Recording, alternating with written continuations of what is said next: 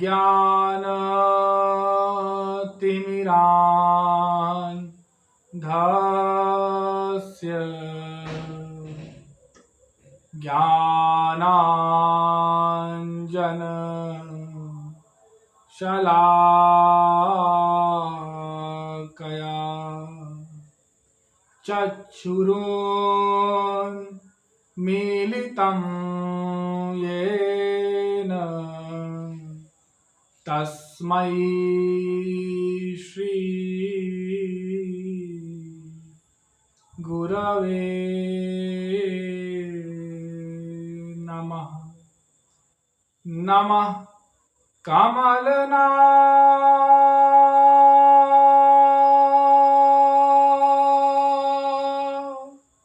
भाय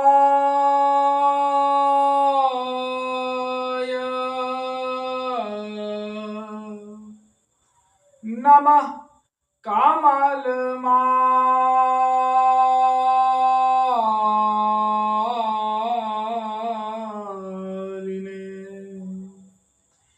नमः कमलपादाय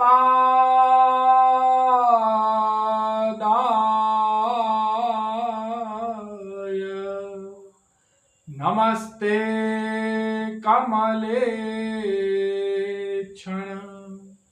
यो ब्रह्माणं विदधाति पूर्वं यो वै वेदांश्च प्रणिनोति तस्मै ताहं देवमात्मबुद्धिप्रकाशं मुमुक्षुर्वै शरणमहं प्रपद्ये। वृंदारक वृंद वंदे आनंद कंद सच्चिदानंद परब्रह्म श्री कृष्ण चंद्र चरण चंचरीक महानुभाव। कल के सत्संग में मैंने आप लोगों को संसार के विषय में बताया था और यह बताया था कि 3 गुणों के अधीन रहने के कारण सत्व रज तम ये जीव पृथक पृथक प्रवृत्ति वाला होता है और इसीलिए आपस में किसी 2 जीवात्मा की 2 मनुष्य की मैत्री नहीं हो सकती। और ये सत्व रज तम जो गुण होते हैं ये निरंतर परिवर्तनशील होते हैं। जैसे अभी आप लोग सत्संग का श्रवण कर रहे हैं, सत्संग का श्रवण करते वक्त हमारे अंदर सत्व गुण हावी रहता है। हाँ, मान लीजिए कहीं भागवत कथा चल रही हो और हजारों की संख्या में और भक्त लोग सत्संग का श्रवण कर रहे हो तो सबके सब सत्वगुणी दिखाई पड़ेंगे। कोई देखेगा तो यही लगेगा उसको कि इसमें से ना कोई कामी है, ना क्रोधी है, ना लोभी है, ना मोही है, सब भक्त हैं बेचारे सरल भोले हृदय के। भागवत कथा समाप्त हुई, आरती हुई और पंडाल के सब बाहर निकले, अपनी अपने चप्पल जूते पहनने लग गए। आपस में धक्का मुक्की हुआ, थोड़ा सा किसी का धक्का लग गया, हाथ लग गया, हाँ वो उसने देखा गुस्सा करके, वो दूसरे ने भी देखा, थोड़ा शब्द निकले, दुर्व्यवहार किया और लड़ाई झगड़ा प्रारंभ हो गया। अरे ये कैसे हो गया? अरे अभी अभी 10 मिनट पहले तो बड़े शांत भाव में बैठे हुए थे, वहां श्रवण भी कर रहे थे कि क्रोध नहीं करना चाहिए, सहनशीलता बढ़ानी चाहिए, दीनता विनम्रता लानी चाहिए व्यवहार में, और थोड़ी ही देर में ये उल्टा व्यवहार भूल गए।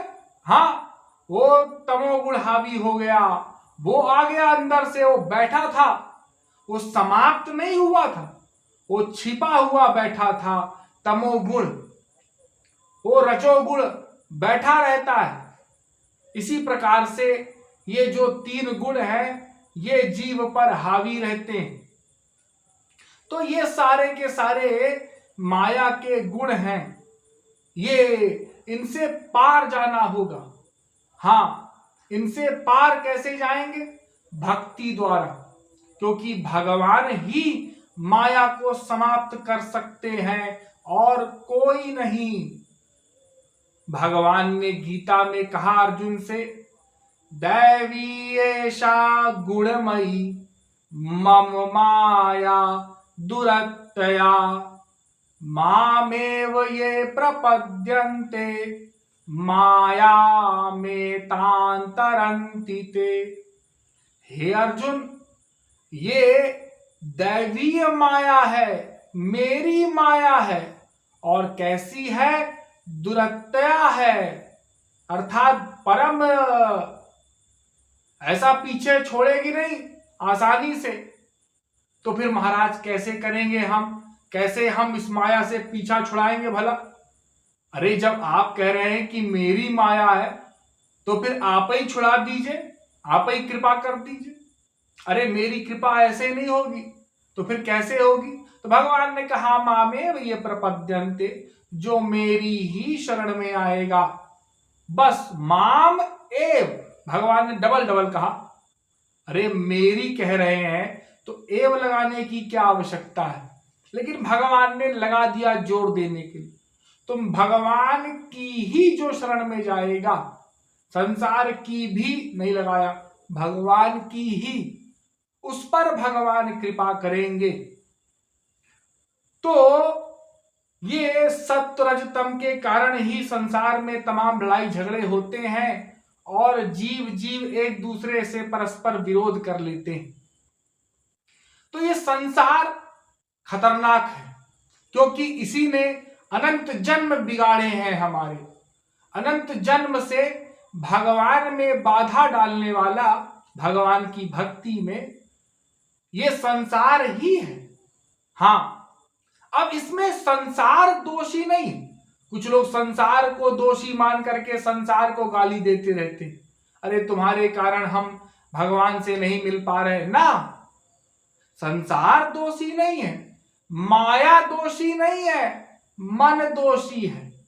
अरे ये माया तो हमें चप्पल लगाती है, जूते लगाती है। हाँ, ये माया भगवान की शक्ति है ना, तो ये कहती है तुम मेरे पास आओगे तो मैं तुम्हें चप्पल मारूंगी। हाँ, तो फिर तुम भगवान की ओर जाओगे। तो ये माया तो निरंतर दुख देती है हमको, तो हम भगवान की ओर मुड़ते, वरना तो कोई जीव भगवान की ओर मुड़े ही ना। बिरला कोई हो, करोड़ों अरबों में कोई एक जो समस्त ऐश्वर्य होते हुए भी भगवान की भक्ति करता है। 99.99% लोग तो ऐसे ही हैं, सब संसार से धक्का खाने के पश्चात ही भगवान की ओर जाते हैं। तो भगवान की भक्ति से हमारा हृदय शुद्ध होगा, उसके लिए हमको भगवान की भक्ति करनी होगी। अच्छा, संसार में एक ऐसा गुण है, देखो बहुत से भक्त लोग सावधानी पूर्वक साधना करते हैं, कुछ वर्ष साधना भी कर लेते हैं, उसके पश्चात भी ये संसार ऐसा है कि आकर्षित कर लेता है अपनी ओर। मन ने आकर्षित कर लिया और खेल बिगाड़ दिया। देखो आपने सुना होगा, भागवत में कथा आती है जड़ भरत की। वो परमहंस थे। हाँ, एक दिन ऐसे ही नदी के किनारे और संध्या वंदन कर रहे, वहां से एक मृग दौड़ता हुआ आया, हिरणी, उसके गर्भ में बच्चा था और शेर दहाड़ रहा था। तो जब शेर आया तो उसने अपने जान बचाने के लिए बच्चा गिरा दिया और खुद पार चली गई कूद करके, छलांग लगा के। अरे जीव को अपना पहले शरीर प्यारा होता है ना। हाँ, जैसे माँ बेटे लेटे हों और सांप आ जाए तो माँ छोड़ देगी, पहले अपने शरीर को बचाएगी। हाँ, ये प्रैक्टिकल बात आप लोग करके देख सकते हैं कि रबड़ का सांप फेंक दें, लेकिन कर मत लेना। हाँ, किसी को हार्ट अटैक आ जाए तो फिर हमारा नाम लो कि उन्होंने बताई थी युक्ति। तो देखो संसार, तो फिर परमहंस जी का क्या हुआ, भरत जी का, उनको दया आ गई और उन्होंने उस हिरण के बच्चे को बचा लिया और ले आए अपने आश्रम में रख लिया संभाल करके। अब अपने आश्रम में रख लिया, उसको खिलाएं पिलाएं, अपने साथ में सुलाएं, हाँ बगल में। बच्चे सरीखे प्रेम देने लगे। वो थोड़ी दूर निकल जाए घास चरते हुए तो उसकी चिंता में, और दो चार शिष्यों को भेज दे, भाई जाओ ढूंढो, कहीं जंगल में दूर निकल जाए तो कोई जंगली पशु ना आक्रमण करके उसका भोग बना ले उसको, तो उसको देखो। इतनी आसक्ति हो गई उस हिरण में कि मरते समय भी अपने शिष्यों को बोलते हुए गए, आदेश देते हुए गए कि उस हिरण का ख्याल रखना। मरने के बाद हिरण बनना पड़ा, लेकिन उनको स्मरण था। हाँ, तो सोचो, ये संसार की आसक्ति जब बड़े बड़े साधु संत जो साधक लोगों को बर्बाद कर देती है, तो हम तो पहले से ही ऐसे हैं कि संसार में डूबे हुए हैं। हाँ, और सोचे कि संसार में रहते हुए और संसार में मन लगाते हुए हम भक्ति करते जाएं, ये कितनी बड़ी मूर्खता है। तो मन से संसार को छोड़ना होगा, ये तो नियम सर्वत्र है, हर संत हर पंथ कह रहा है। मन से संसार को त्यागना होगा, तभी भक्ति हो सकेगी, तभी साधना हो सकेगी, अन्यथा भक्ति नहीं हो सकेगी। तो संसार बाधक है हमारी भक्ति में। देखो, कुछ लोग कुछ वस्तु में, कुछ व्यक्ति में आसक्त होते हैं, कुछ लोग सुंदरता में आसक्त हो जाते हैं, कुछ लोग किसी लुभावनी वस्तु में आसक्त हो जाते हैं। ये सब क्षणिक है, नश्वर है। रोज लोग मर रहे हैं, यमाले की ओर जा रहे हैं, ऐसा देखते हुए जो प्रत्यक्ष हम देख रहे हैं तो नहीं मान रहे, तो फिर बताओ कैसे लाभ होगा, कैसे कोई संत समझाए, गुरु समझाए या शास्त्र समझाए। तो ये देह भी क्षणिक है, नश्वर है, एक दिन छिन जाएगा, ऐसा मानते हुए हमको शीघ्र अति शीघ्र भगवान की शरण में जाना है। हाँ, जो तुलसीदास जी कहते हैं, जो न तरई भव सागर नर समाज अस पाय, सो कृत निंदक मंद मति आत्म हन गति जाय। हाँ, वो आत्महत्यारा है जिसने मनुष्य शरीर प्राप्त करके भी और भगवान को जानने के लिए प्रयत्न नहीं किया, वो आत्मा का उसने हनन कर डाला, उसी को आत्महत्या कहते हैं। आत्महत्या ये नहीं होती कि शरीर को समाप्त करना, आत्महत्या माने जिसने अपनी आत्मा का हनन कर डाला हो। सो परत्र दुख पावई, सिर धुनि धुनि पछताय, कालहि कर्महि ईश्वरहि मिथ्या दोष लगाय।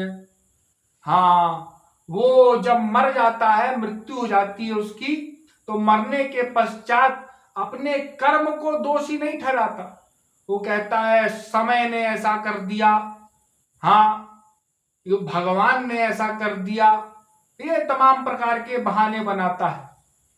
तो जब उसकी गति होती नरक वाली, दुर्गति हो जाती है, तब तो वेद कहता है कि देखो, उत्तिष्ठत जागृत प्राप्त वरान्नि बोधत, उठो हे मनुष्यों, जागो और उस परम तत्व को प्राप्त करो, परम चरम राधांत को प्राप्त कीजिए। तो भगवान की भक्ति हमको करना चाहिए। नर तनु सदगुरु मिलन, जग महा दुर्लभ दोय, इन दो लाही भजन कर, जन्म सफल तब होय। मनुष्य शरीर और कोई सदगुरु यदि मिल गया किसी को, यही दो वस्तु ऐसी हैं जो इस पूरे संसार में दुर्लभ है। मतलब एक तो मनुष्य शरीर दुर्लभ है, 84 लाख योनियों में सर्वश्रेष्ठ है। न मानुषम विना यत्र तत्व ज्ञानम तु लभ्यते, इस मनुष्य शरीर में ही तत्व ज्ञान प्राप्त कर सकता है कोई। तत्व ज्ञान श्रवण करके और भक्ति द्वारा अपना कल्याण कर सकता है। और दूसरा, यदि किसी को वास्तविक महापुरुष मिल जाए, सदगुरु मिलन, हाँ ऐसे नकली नहीं, जो वास्तविक हो, जिसने भगवान की प्राप्ति की हो, वो यदि मिल जाए, तब तो फिर उसके भाग्य की तुलना कोई कर ही नहीं सकता। अर्थात यही दो अंतिम वस्तु है जो भगवान किसी जीव पर कृपा करके देते हैं। बस ये समझो, मनुष्य शरीर और सद्गुरु का मिल जाना, यही दो भगवत कृपा होती है। इसके अतिरिक्त कोई भगवत कृपा किसी पर नहीं हुआ करती, ना हुई है, ना आगे होगी। ये जगमह दुर्लभ है। दुर्लभ माने जो आसानी से प्राप्त ना हो। और इन दोनों को प्राप्त करके क्या करना है? इन दो लही भजन करो। गोस्वामी जी कह रहे हैं कि भजन करो, भगवान का स्मरण करो, भगवान की को प्राप्त करने के लिए लग जाओ, तो तब तुम्हारा जन्म सफल माना जाएगा। इंजीनियर, डॉक्टर, कलेक्टर, हाँ अरबपति खरबपति बन करके तुम्हारा जीवन सफल नहीं माना जाएगा। हाँ कि नाम कमा ले, पैसा कमा ले, ये कर ले, वो कर ले, तुम्हारा जीवन तब सफल माना जाएगा जब तुम भगवान की, ठाकुर जी की, किशोरी जी की प्राप्ति कर लोगे। हाँ, वरना तो तुम्हारा जीवन असफल ही है, बेकार ही है। तो ये मनुष्य शरीर 84 लाख योनियों के पश्चात भगवान कृपा करके हमको प्रदान करते हैं। इस मनुष्य शरीर को प्राप्त करने के पश्चात हमको एकमात्र भगवान की भक्ति द्वारा अपना जीवन व्यतीत करना है। नरतनु, ये नरतन ऐसा है। तो सद्गुरु मिलन, गुरु का मिलन भी आवश्यक है, क्योंकि गुरु ही राह दिखाएंगे। बिना गुरु के गुरु बिनु भव निधि तराई न कोई, जो विरंची शंकर सम होई। तो बिना गुरु के तो कोई भव सागर से पार जा ही नहीं सकता। उस तत्व पर हम बाद में आपको विस्तार से चर्चा करेंगे कि गुरु की क्या आवश्यकता है, गुरु कौन होता है, गुरु कैसे बनाए, गुरु कैसे पहचाने गुरु को, सदगुरु को, उस पर विस्तार से कभी और चर्चा की जाएगी। तो अभी आप ये जानिए कि ये मानव देह क्षणिक है, नश्वर है, और संसार में लगाने के लिए ये मानव देह नहीं मिला है। संसार से मन को हटा करके ईश्वर में लगाने के लिए और अपने परम चरम लक्ष्य की प्राप्ति के लिए हमें यह मानव देह की प्राप्ति हुई है। काबहु कारी करुणा नर देही, देत ईश बिनु हेतु सनेही।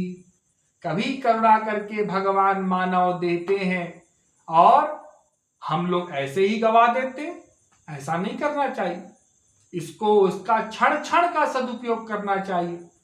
जैसे एक परीक्षा में बैठा हुआ विद्यार्थी अपने क्षण क्षण का सदुपयोग करता है, वैसे ही हमको भी एक एक सेकंड का अपना सदुपयोग करके इस मानव देह से हमको भगवान की भक्ति करना चाहिए। ये मानव देह ऐसा है। दुर्लभम त्रयमेवैतत् दैवानुग्रह कारकम मनुष्यत्वम मुमुक्षुत्वम महापुरुष संभव।